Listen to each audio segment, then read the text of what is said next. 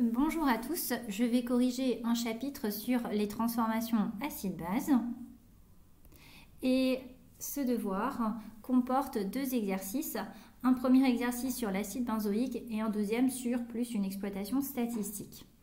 Donc l'acide benzoïque dont la formule chimique est C6H5COOH ou alors C7H6O2, eh bien c'est un acide carboxylique aromatique dérivé du benzène.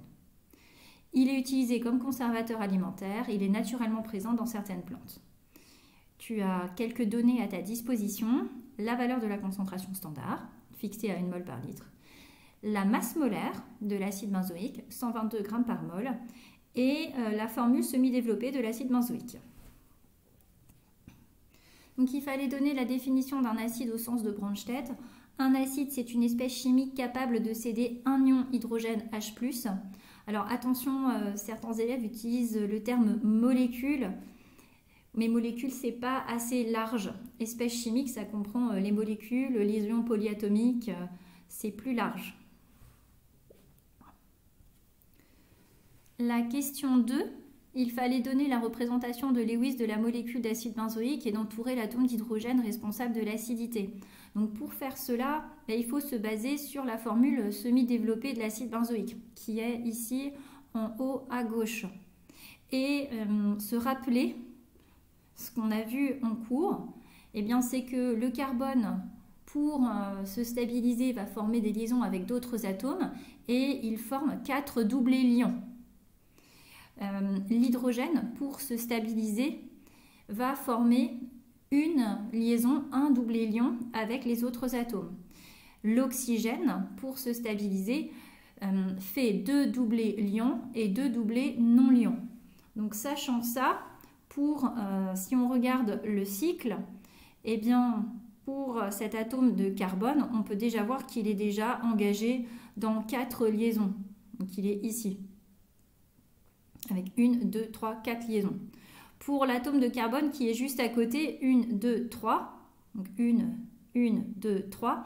Et la quatrième liaison, ça va se faire avec l'atome d'hydrogène. Donc il faut simplement éclater, entre guillemets, la molécule. Et on va raisonner de la même manière pour les autres carbones du cycle. Donc il fallait simplement rajouter la liaison ou le doublé liant entre l'atome de carbone et l'hydrogène. Ensuite, pour le groupe carboxyle, donc pour ce carbone-ci, on peut voir dans la formule semi-développée que l'atome de carbone fait 4 doublés liants. Donc on positionne l'atome de carbone, il a bien ces 4 doublés liants, donc lui il sera stable. Si on s'intéresse à cet oxygène, donc qui est ici, un oxygène pour se stabiliser fait 2 liaisons, 2 doublés liants et 2 doublés non liants que j'ai donc rajoutés. Pour l'oxygène qui est ici, j'ai rajouté le doublé liant entre l'atome d'oxygène et l'atome d'hydrogène, qui est là. Et j'ai rajouté les 2 doublés non liants à l'atome d'oxygène. L'atome d'hydrogène qui est responsable de l'acidité, c'est celui qui est dans le groupe carboxyle. Donc pour étudier les propriétés acides de l'acide benzoïque en solution aqueuse, on va dissoudre 3,10 mg d'acide benzoïque dans de l'eau distillée dans le but d'obtenir une solution de 100 ml. On te dit que l'eau est une espèce amphotère, il fallait donner sa définition et de justifier le fait que l'eau soit une espèce amphotère. Donc ça c'est une question de cours. Qu'est-ce qu'une espèce amphotère? C'est une espèce chimique qui peut intervenir comme acide dans un couple et comme base dans un autre couple. Pourquoi est-ce que l'eau est une espèce amphotère? Parce que l'eau intervient dans 2 couples. Le premier couple qui est l'eau lion hydroxyde, qui est ici, où l'eau va intervenir comme acide, donc elle va être capable de céder un ion hydrogène H+.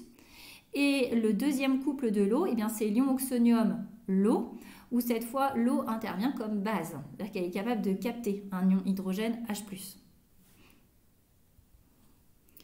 Il fallait écrire l'équation de la réaction acide-base entre l'acide benzoïque et l'eau, et on te demandait d'écrire les demi-équations. Donc pour ça, il faut trouver les couples. Alors on parle de l'acide benzoïque, donc l'acide benzoïque est acide. Donc l'acide benzoïque, C6H5COOH, va donc céder un ion hydrogène H+, pour former L'ion benzoate, C6H5CO-, et on a bien le couple acide-base, acide benzoïque, ion benzoate. Maintenant, cet acide va réagir avec de l'eau. Donc, on écrit les couples de l'eau. Si on a un acide d'un couple qui réagit, eh bien, il faut que ça réagisse avec la base d'un autre couple. Quand on regarde les couples de l'eau, l'eau intervient comme base uniquement dans ce couple-ci. Donc, l'eau va capter un ion hydrogène H+, pour former l'ion oxonium. Et pour déterminer l'équation de la réaction, on somme les réactifs et on somme les produits. Et ça donne, eh bien, l'acide benzoïque en présence d'eau forme l'ion benzoate et l'ion oxonium. Il fallait réaliser un tableau d'avancement. On te disait que la transformation est considérée totale et l'eau en excès. Donc pour réaliser le tableau d'avancement, eh bien tout simplement on réécrit l'équation de la réaction. Comme l'eau est en excès, dans la colonne O, je mets excès partout. Pour l'état initial, initialement, il y a une certaine quantité d'acide benzoïque que je note NaI. Alors A comme acide et I comme initial. Donc quantité initiale d'acide benzoïque.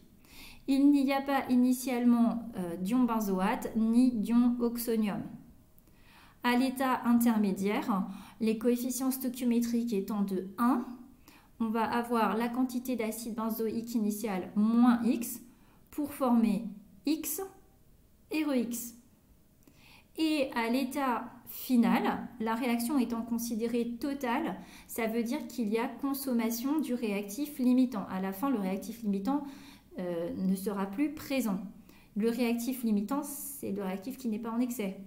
Comme l'eau est en excès, ici, ça sera l'acide benzoïque. Donc, si l'acide benzoïque est le réactif limitant, eh bien, à l'état final, la quantité initiale d'acide benzoïque moins l'avancement maximal est nulle. Et ici, on va former X max, et pour l'ion oxonium, on formera X max.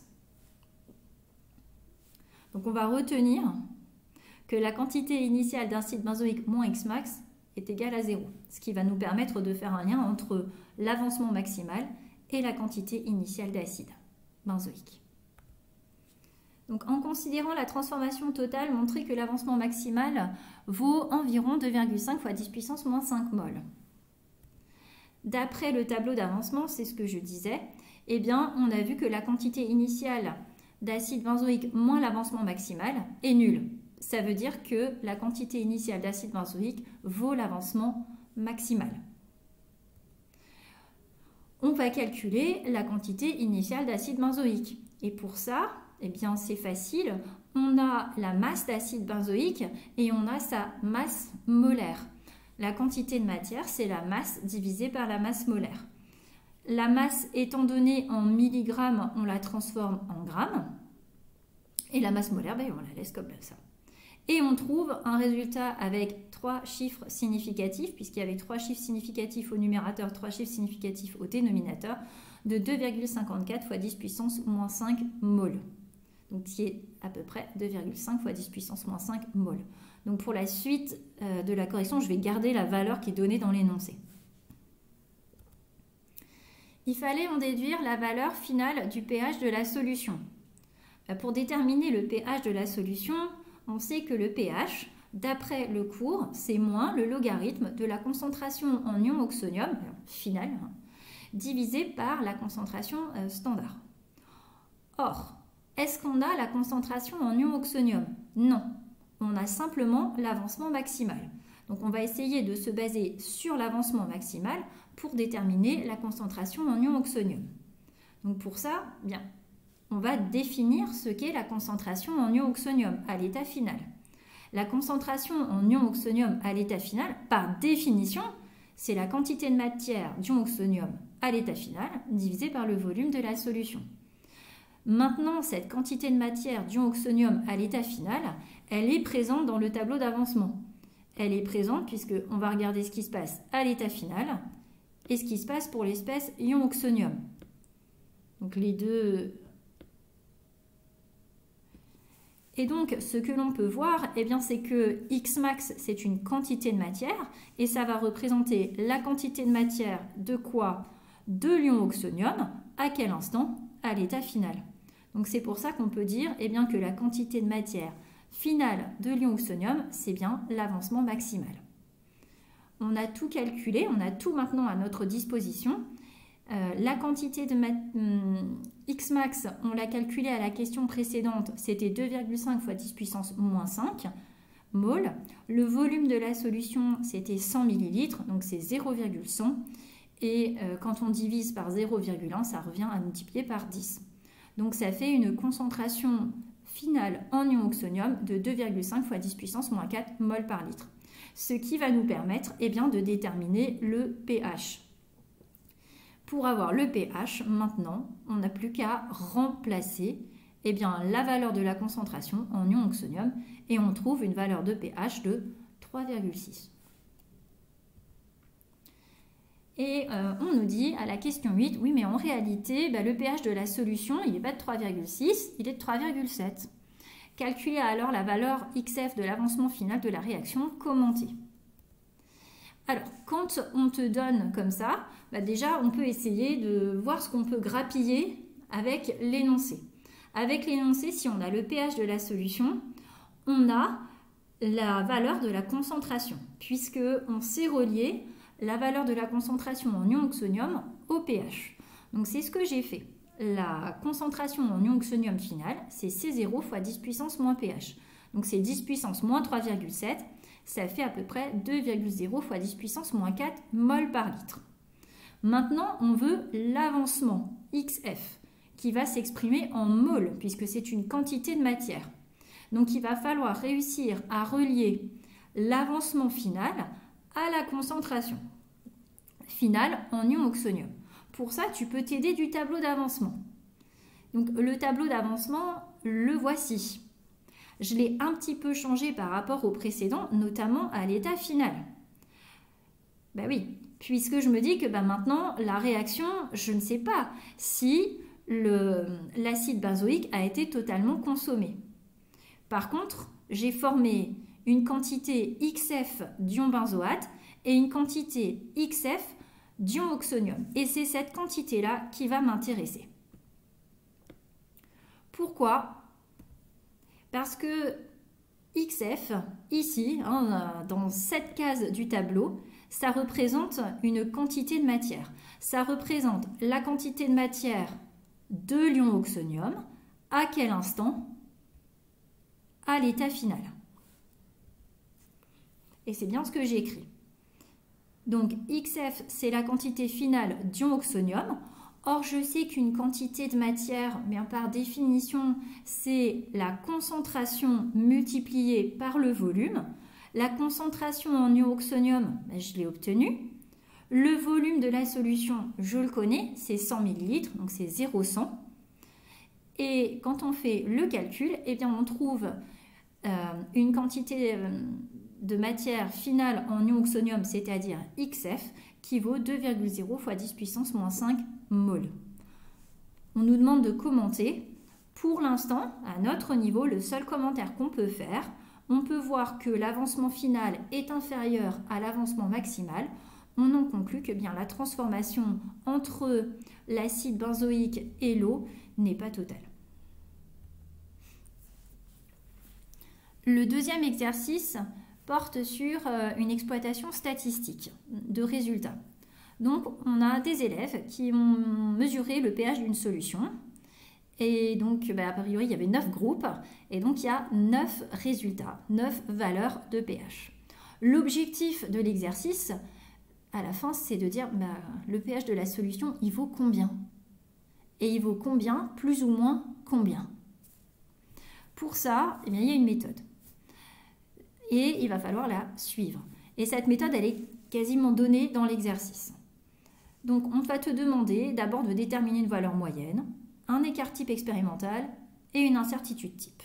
Sachant qu'on te donne le lien entre l'incertitude type et l'écart type expérimental. Et ensuite, l'objectif de la question 2, c'est d'exprimer le résultat. Donc, on est parti.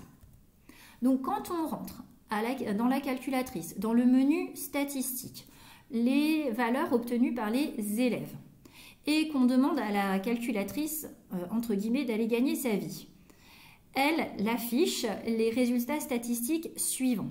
Donc ce qui nous intéresse, c'est cette valeur-là. Cette valeur-là, qu'est-ce que ça représente? Bêtement, je recopie ce que je vois. Eh bien, ça représente la valeur moyenne. Ensuite, l'autre valeur qui nous intéresse, c'est celle-ci. Que représente S de X? S de X représente l'écart type expérimental. Et donc, pareil, bêtement, je reprends et je recopie. Et puis, on me dit, il faut déterminer l'incertitude type sur le pH. Pareil, on m'a donné la formule, on me dit que c'est l'écart type divisé par la racine du nombre de mesures. Il y avait 9 mesures, donc c'est S de X sur racine de 9. Et je trouve le résultat suivant. Et donc, je le recopie. Maintenant, on passe à la question 2. La question 2, l'objectif de la question 2, c'est, alors, le pH de la solution, il vaut combien? Et à peu près, plus ou moins combien? Donc, quand on veut exprimer le résultat d'une mesure, il va falloir donner la valeur moyenne, plus ou moins l'incertitude type. Mais il va falloir travailler sur ce qu'on a obtenu. On commence toujours par l'incertitude type. L'incertitude type, elle est exprimée avec un chiffre significatif arrondi par excès. Donc quand on regarde ce nombre-là, le premier chiffre significatif c'est 4. Les deux zéros ne comptent pas. Donc on peut dire que 0,0423, si vous préférez, c'est compris entre 0,04 et 0,05. 0,04, c'est exprimé avec un chiffre significatif arrondi par défaut. 0,05, c'est exprimé avec un chiffre significatif arrondi par excès. Donc on garde 0,05. Donc déjà, on peut écrire plus ou moins 0,05. Maintenant, pour exprimer la valeur moyenne. Donc on regarde la valeur moyenne et surtout, on regarde le nombre de décimales qu'il y a dans l'incertitude. C'est-à-dire combien il y a de chiffres après la virgule. Un chiffre, deux chiffres. Donc la valeur moyenne, on l'exprimera avec 2 décimales. Autant que l'incertitude. Donc on coupe ici. Et donc ça va faire 3,01. On regarde quand même le chiffre qui suit. Parce que ici le chiffre qui suit c'est un 1. Donc c'est plus proche de 3,01. Si le chiffre qui suit avait été un 7, eh bien on aurait mis 3,02. Et donc si on doit exprimer le résultat de la mesure, c'est bien 3,01 plus ou moins 0,05. Voilà, j'espère que je t'ai aidé.